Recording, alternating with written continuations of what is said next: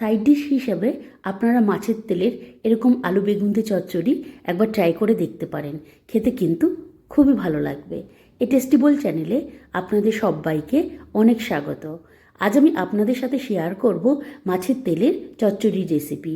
আপনারা যদি এই চচ্চড়ির রেসিপিটি সম্পূর্ণ দেখতে চান তাহলে দেখুন এই ভিডিও নিচেই কিন্তু লিংক দেওয়া আছে। সেখানে গেলেই কিন্তু আপনারা এই মাছের তেলে চচ্চড়ি রেসিপিটি সম্পূর্ণ দেখতে পারবেন। আপনারা আলু বেগুন বা অন্যান্য সবজিও কিন্তু এই চচ্চড়ির মধ্যে ব্যবহার করতে পারেন। এইভাবে একবার আপনারা এই চচ্চড়ি বাড়িতে বানিয়ে দেখুন, দেখবেন প্রত্যেকেরই কিন্তু খুবই ভালো লাগবে। আপনারা এইভাবে এই রেসিপিটি বাড়িতে বানান এবং আপনাদের যে অভিজ্ঞতা আমাকে কিন্তু কমেন্টসে অবশ্যই জানাবেন। আজ তবে আসি বন্ধুরা, আবারও অন্য কোনো দিন অন্য কোনো নতুন রেসিপি নিয়ে আবারও আপনাদের সাথে আমার দেখা হবে।